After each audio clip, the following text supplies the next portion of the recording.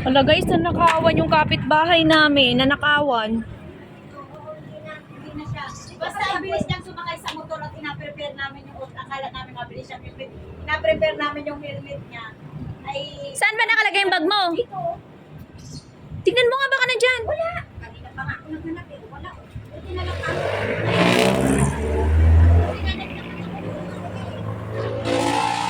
Yung bag ko ang suy. Baka hindi na nakunin. Ay, hindi na. Babalik pa ba yun? Parang discarding na yun. Oo, discarding. Ano yung pinakat niya? Oo.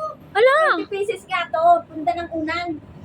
grabe. Parang ano lang to. Parang modus niya to. modus niya. Ay, yung kapatid ko ang nakakaawa kasi balik siya ng malabag. Pinakukuha ng mga Paano mo matatawagan? yung ate ko. Ay, yung sabi ko nga, wag natin. Na-scam tayo yung bag ko ng nanakaw. Wala. Kahit anong hanap ko. Ang bilis talaga niyang umalis. Ang bilis. Hindi ko kasi nakita nung umalis. Gawa ng nagkakat nga ako eh. Sabi niya kasi ate bilisan mo. Kaya pala. Oo. Kasi kailangan ko na yan. Kaya parang ganun pa rin. Grabe. Ay, ate, ingat tayo. Ingat talaga. Ay, hindi naman ko nakikaya. Bag ko, ang bag ko. Ang bilis talaga yung bag ko. Walang ano, walang nasasama ko. Ano pang mahalaman nun? Mga ID? ID, lahat ng ID ko nandun. Yung pera mo? Wallet?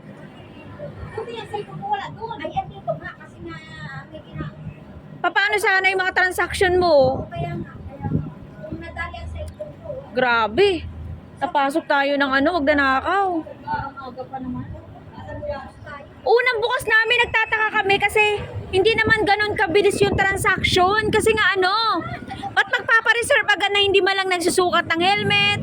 Nagulat nga ako. 2 helmet agad couple daw. Sabi niya, ate, ikaw punta. Pa-order ako ng 20. Sabi ko, sige, saglit lang. Sabi ko, ano, wala na akong tela ko dito. Sabi, sige, yan na lang. Sabi, bilisan mo ate kasi kailangan ko na ano. Kaya pala napabilis ka parang hindi ka lumigo. Oo, oo. Ano, hindi ka lumigo. Ngayon, kukunin ako sa magpugawa ng ID ko nga. Sa yun yung ano niya, parang hindi ka lumigo. Kasi niya, wala naman kasi ako sa magpugawa. Lagi ko inaano. Siguro na magaan yung magpugawa. Dumating yung ate ko, hindi ko alam kung Grabe. wala ka yung kapag ko talagang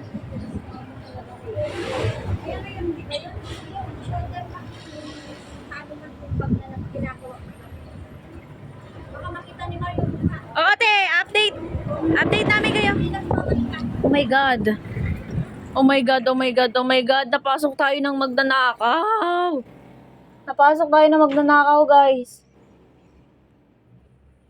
My God. May lalaki na pumunta dito. Ang bilis talaga. Nagpapareserve ng 2 helmet. So, ibinaba namin ni ate. Kabilisan naman namin. Siyempre, iniisip namin, customer. Nagpapareserve siya ng couple na helmet. Then, unang bukas namin yon.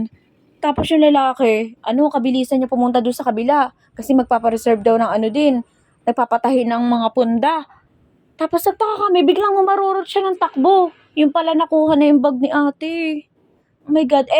Dito, dahil bagong bukas kami, so, nakatuon yung mukha yung mga sarili namin sa kanya kasi nga ina-assist namin siya. Pero hindi namin alam talaga na magnanakaw pala. Oh my God. Nakakatakot. Kasi hindi niya manakaw yung item kasi ang lalaki ng mga item natin dito. So, akala namin mag-withdraw lang. Yung pala. Naks, magnanakaw pala yun. Oh my God, nakakatakot.